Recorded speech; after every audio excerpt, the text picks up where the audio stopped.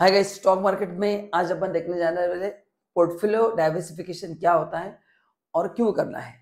तो basically portfolio diversification मतलब ये नहीं कि अलग-अलग शेयर्स लेना है, छोटे-छोटे ज़्यादा क्वांटिटी में, मतलब अलग-अलग कंपनी के शेयर्स लेना है।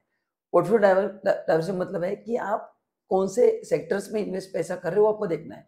जैसे फार्मास्यूटिकल इंडस्ट्री है, ऑटोमोबाइल इंडस्ट्री है, आईटी है, बैंकिंग है, फाइनेंस है ना, फिनटेक इंडस्ट्री है, एजुकेशन। तो आपको देखना है कि आपका पैसा अलग-अलग सेक्टर में होना चाहिए, क्योंकि जब भी कोई market depends on so many factor. मैंने यहाँ पे 2-3 एग्जांपल दिए कि मार्केट के ऊपर किसी का भी इम्पैक्ट हो सकता है। किसी भी छोटा भी चेंज हो गया तो 200-300 पॉइंट से मार्केट गिर जाता है और अपने शेयर्स के प्राइसेस नीचे आते, फिर अपना टेंशन बढ़ता है। तो पहले अपन देखेंगे कि मार्केट क्रैश क्यों होता है एंड फिर मैं आपको बताऊंगा कि जीडीपी ये जो है अपना पोर्टफोलियो डाइवर्सिफिकेशन कैसे करना चाहिए and how it can be used. So अगर आप मेरे चैनल पे फर्स्ट टाइम है तो चैनल को सब्सक्राइब करना है, बेल आइकन को प्रेस करना है एंड नीचे मैंने एंजल ब्रोकिंग का लिंक दिया है, उसको क्लिक करके फ्री में डीमैट अकाउंट ओपन करना है and you can enjoy so many benefits. Like 1 year का एमसी फ्री है, स्मार्ट एपीआई है ना। Angel broking is a full time broker, आपको सब जगह पे सभी सर्विस एक जगह पे मिल जाते हैं। पर्सनलाइज एडवाइजरी, ऐसे बहुत सारे बेनिफिट्स है। तो करना क्या है, फटाक से लिंक को क्लिक करना है एंड फ्री में डीमैट अकाउंट ओपन करना है। चलो, so there could be various reasons for a market crash. These are as follows. GDP data did not work well. मतलब जैसे अपन देखते हैं ना कि जीडीपी, अच्छा जीडीपी का मतलब क्या है कि इंडिया में एक साल में कितने गुड्स एंड सर्विस प्रोड्यूस हुए है ना, उसका वैल्यू कि कितने रुपए के गुड्स। देखो, गुड्स जब बढ़ रहे हैं मतलब जीडीपी बढ़ रहा है, सेल बढ़ रहा है, सर्विसेज बढ़ रहे हैं। वो अगर कम होगा तो फिर कंट्री प्रॉब्लम में है, करेक्ट ना। So it means total number of goods and service produce in a country in a year, कि टोटल गुड्स प्रोड्यूस कितने हो गए, करेक्ट ना। तो अगर जीडीपी बढ़ रहा है मतलब प्रोडक्शन बढ़ रहा है, अभी प्रोडक्शन बढ़ेगा मतलब डिमांड है तो बढ़ रहा है, तो देश के लिए फायदा है।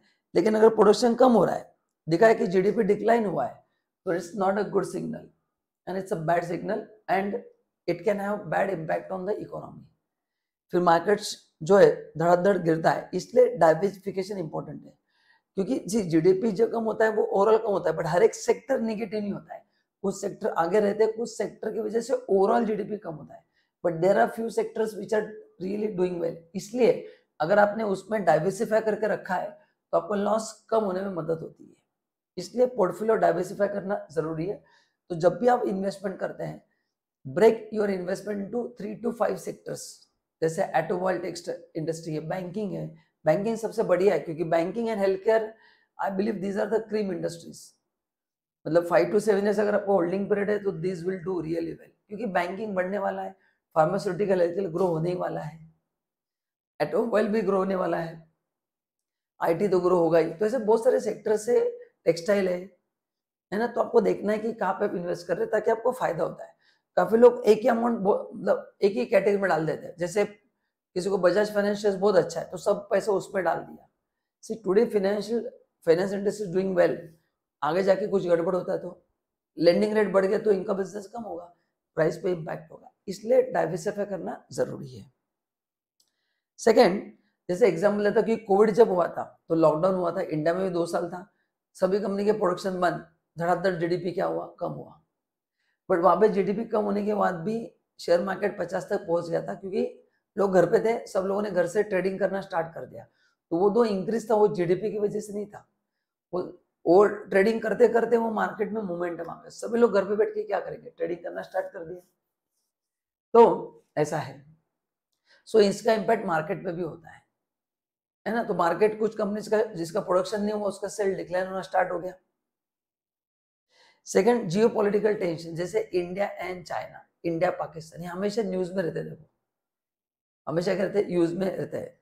तो इनका थोड़ा भी कुछ गड़बड़ हो गया तो इंडिया चाइना में कुछ गड़बड़ हो रहा है, इमीडिएटली आता है मार्केट में न्यूज आती है कि रिलेशनशिप खराब हो गया दो कंट्रीज के due to some XYZ thing. Direct 300-400 point से मार्केट धड़ाधड़ नीचे गिर जाता है। अपन टेंशन लगे बैठते कि मेरे शेयर का प्राइस कम हो गया।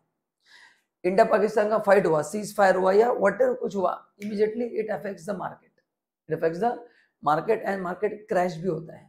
इवन यूएस में देखो बाउंस स्पॉट हुआ था एक, आई थिंक 2-4 साल पहले, मार्केट यहाँ पे गिर गया था।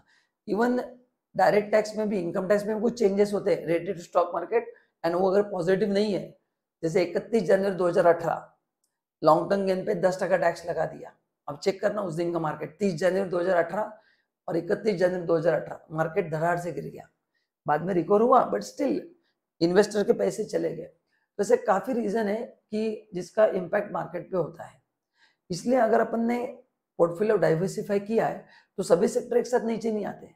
जैसे हेल्थ केयर सेक्टर बढ़ेगा, एफएमसीजी बढ़ेगा, बैंकिंग बढ़ने वाला है, क्योंकि ये नीड कभी खत्म नहीं होगी, भले कम ज्यादा होगा but these are the growing sector. तो अगर आपने ऐसे में इन्वेस्ट किया है एंड एक दो सेक्टर में आपका रिस्क होगा, ऑटोमोबाइल उस समय खत्म हो गए, कोई सेल ही नहीं, शोरूम ही बंद है तो कहाँ से सेल होगा। जिन लोगों ने बुकिंग किया था उनको व्हीकल नहीं मिल रहे थे क्योंकि मैन्युफैक्चरिंग बंद था। तो 2-3 सेक्टर में आपको नुकसान होगा, 2-3 में फायदा होगा। एटलीस्ट अगर आपने पोर्टफोलियो डाइवर्सिफाई किया तो ये जो रीजंस है जो बियॉन्ड आवर कंट्रोल है, beyond fundamental analysis, beyond technical analysis, ये कभी भी अराइज होता है, उससे आप खुद को सेव कर सकते हैं। इसलिए पोर्टफोलियो मैनेज करना प्रॉपरली, उसको डाइवर्सिफाई करना बहुत जरूरी है। तो आपको क्या करना है, आपके पास जो भी शेयर है चेक करो आप कौन से इंडस्ट्री में हो, एक अपना पूरा एक टेबल बनाओ कि कौन से शेयर है, उसका कैटेगरी के हिसाब से टोटल इन्वेस्टमेंट कितना देखो, उस सेक्टर का रिटर्न कितना है देखो, एवरेज उसका पी रेशियो क्या है, आपने कब इन्वेस्ट किया है, ये कंपेयर करके डिसाइड करो कौन से सेक्टर में जाना है। एटलीस्ट 3 to 5 सेक्टर में आपका पैसा स्प्लिट करो, सभी सेक्टर में मत करो, फिर वो इतना मैनेज नहीं हो पाता है। मैंने देखा कि काफी लोग अलग अलग सेक्टर के लेके लगते हैं, see too many sector difficult to manage. So you decide 3 to 5 sectors जो 10 साल से अच्छा कर रहे हैं एंड उन 5 में ही आप इन्वेस्ट करेंगे तो आपके लिए सेफ होगा। ठीक है, so this is how you will get benefit out of that portfolio management. So अगर वीडियो पसंद आया तो वीडियो को लाइक करना है एंड चैनल पे बने रहने के लिए चैनल को सब्सक्राइब करना है। Thank you so much, bye bye.